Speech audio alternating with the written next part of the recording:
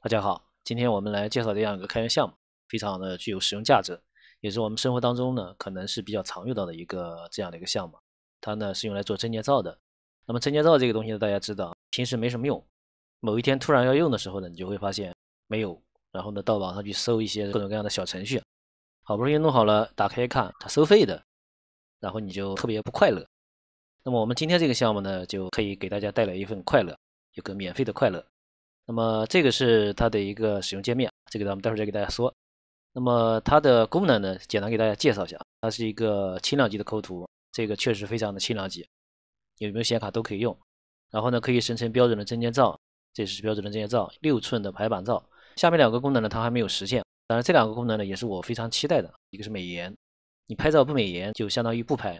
那么这个智能换正装，这个也是非常非常有用的功能。我很遗憾呢，它现在呢还没有实现。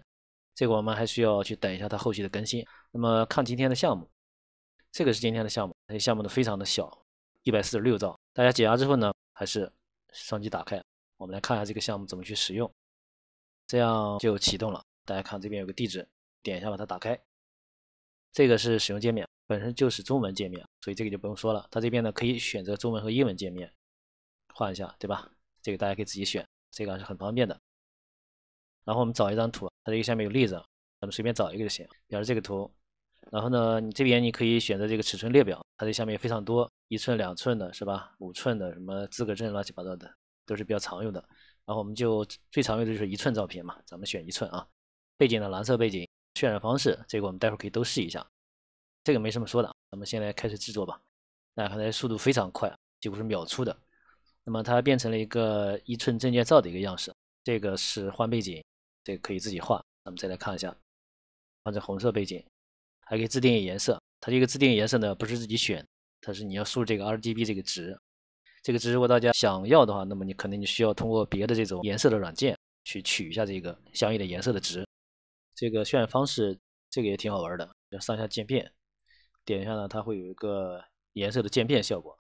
它这个下面还有一个功能啊，就设置 KB 大小。那么这个意思呢，其实很明显，就是我们可以控制这个最终生成图片的一个大小。